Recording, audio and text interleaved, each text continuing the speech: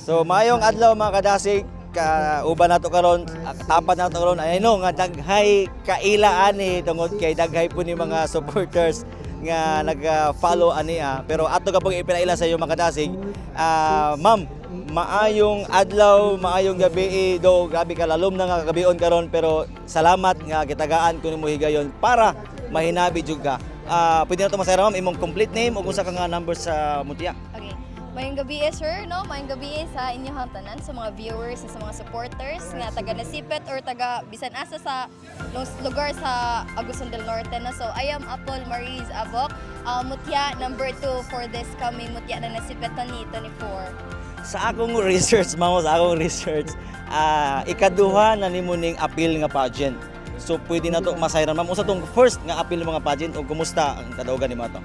Okay. So ako ang first, yes sir, tinuod gid kayo nga ikaduha pag ginako ni nga pageant, no? My first pageant was the recent concluded Mr. Tosa in the municipality of Buena Vista. Maarbot siya kung pinaka-first good nga pageant. Imagine first pageant, big stage dang largo akong gi-atake. So bedyo, kaan ko dito nga part. Isog ko dito nga part.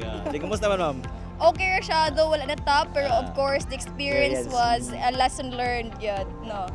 Sa imong pag-appeal ma'am sa una nga pageant, big pageant, karon ikaduha big pageant gyapon, unsa ang imong preparation ani para makuha gid nimo ang kadaugan? So, mao lagi ito, no? Grabe ka big pageant yun ang Mutya ng Nasipet as of karon yun.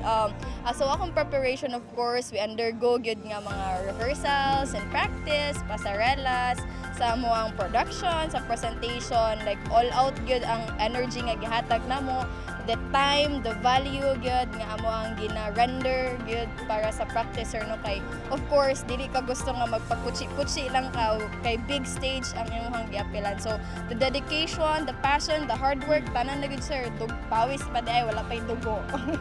Okay. Ma'am, siyempre ang ato mga decision sa kinabuhi dili pwede nga ato-ato lang. So ang pangutana ni ma'am, what inspire you to join the Mutya ng Nasipet 2024?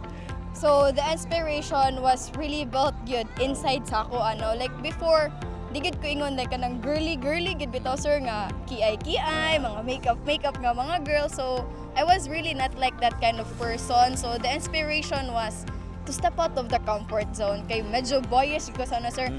During gani my first pageant kay akong pasarela, murad ako pag maglakaw, murad ako manghagad og sumbagay. So I really put an effort. Pero karon ma'am, kumusta naman? Karon sir, medyo nanagyoy arang-arang na gyud gamay. Kabalo na ta mo sway sa atong hips. Of course, dili ta magpakabog sa atong mga contenders o candidates uban sir.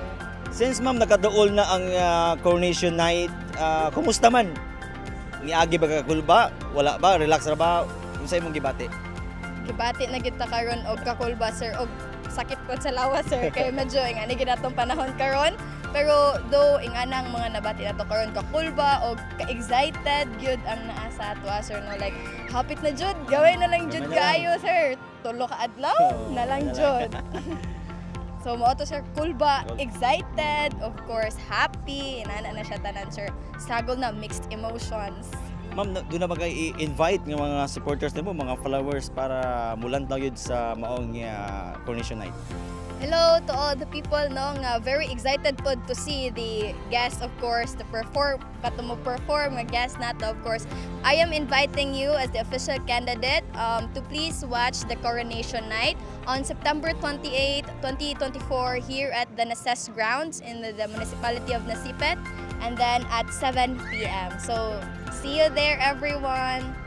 So ayan po mga kadasig, sa mga gusto nga mulantaw para sa maong coronation night, ayaw kalimot karong September 28 na ang maong pageant nga diri pa himutang sa may Nasipet Agusan del Norte. So magkita-kita tanan ug ayaw kalimot i-follow ang atong official page ng Dasig Nasipet Tourism. Daghang salamat og maayong adlaw sa atong tanan.